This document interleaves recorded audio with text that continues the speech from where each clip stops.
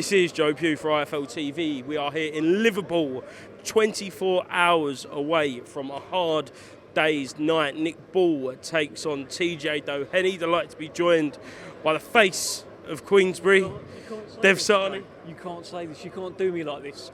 Face of Queensbury. I'm the face of Dev Sahni. I'm a face of Queensbury. And mate, that was great, wasn't it? You see it all kicked off, TJ Doheny trying to sort of swing at him. Brilliant stuff. Paul Stevenson saying, no, you go and make the weight. So security putting their hands on Nick Ball. Nick Ball saying, no, you take your hand off me. Love that. I love this shit. Did Nick Ball slap TJ? I'm not sure. I need to watch it back. I know, like... 100 grand fine in the post. Well, rather him than me. But I saw Charlie Edwards... No, Andrew Kane put his hands around Charlie Edwards as well. Charlie Edwards was off stage and sort of winked at me like I've got him, that kind of thing. It's brilliant. There's so many great fights with so much needle. You can see TJ Doheny in the background as well, walking around. He's still absolutely raging, just not happy, is he? Yeah, look, these three fights behind us on the big board, any one of those three could be fight of the night, but I feel like, as well as that, Jack Turner versus Farag is another unbelievable fight, especially for the city of Liverpool. 100%. Is it a passing of the torch from the 37-year-old to the 23-year-old, or is it just too much too soon? Because Jack Turner has boxed like 17 rounds in his entire professional career. That's not many. Ryan Farag has done like over 160 rounds. He knows what he's doing in there, and he's certainly he's done the distance before. And maybe that's going to be a bit of a factor here. Maybe he's just got too much experience. But maybe Jack Turner, he's just got too much power. Maybe he's the real deal. We're going to find out a lot tomorrow night. When you're around Liverpool, and like we went to the Rotunda this morning, you've only got to walk around Box Park here and see all the faces. It's mad that there was a period of wilderness for big-time boxing here. It's back now, mate. Don't worry about that. Nick Ball is spearheading it. World champion, best fighter in the country, along with Daniel Dubois. I think that's pretty safe to say. Like, I tweeted that the other day, and I didn't really get much backlash. It was like, oh yeah, do you know what? It's probably right. I think it is right, and he's spearheading a whole new wave of Liverpool talent here. The Red Triangle's on fire. Andrew Kane's right behind him. Brad Strand, Lucas Biswana, by the way, who's going to be boxing at super lightweight.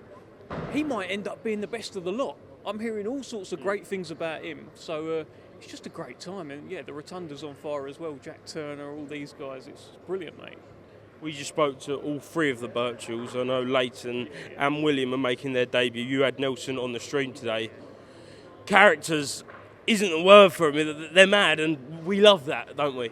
Mate, three new brothers on the scene. They are like going to be like the Smith brothers of Morecambe, and they're all characters. They can all chat, and they're all hilarious. And Nelson is adamant that he's the best looking. He calls himself the sexy one. And I think that's going to be a debate that rages on throughout their entire career. Who do you think's the best looking at IFL?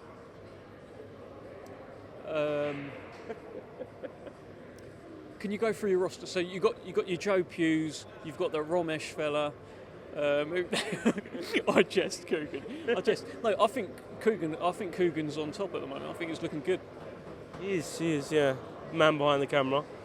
I see you, Coogs. I see you. I would have given you 20 quid to say me, but you know. Who else is there? Coleman Andy. I think Coogan's nicked it. I think. I don't think that. Yeah. Best of a bad bunch. I don't think you're in trouble there with the other two that you mentioned. Joe, I've put you in second place at the moment. Thank you, mate. I appreciate it. You only get a tenner for that. Right.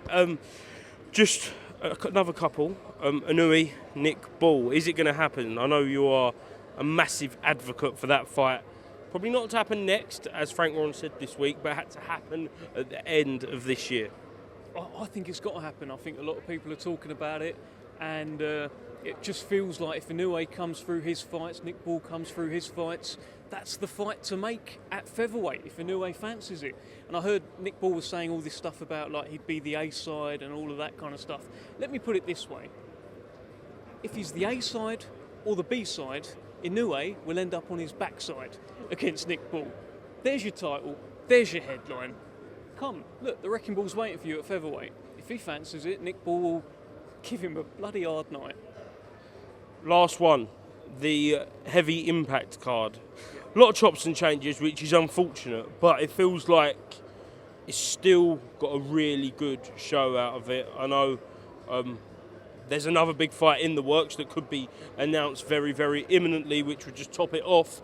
But to open the DAZN days of Queensbury, Hrgovic Joyce is a great heavyweight bout. It's a brilliant heavyweight fight. It's a hard fight, and fair play to Joe Joyce for saying yes. Fair play to Hrgovic for saying yes as well. Hrgovic has been missing really since that loss to Daniel Dubois, and then when you look at Dubois against AJ, you think, okay, Hrgovic actually did better against Dubois than AJ did. So that loss hasn't aged too bad. He never went down in the fight, ended the fight on his feet, just all cut up. Still got stopped. Dubois was brilliant that night, but let's see what this version of Hrgovic is like with this renewed hunger. I've seen the videos of him running about in the snow.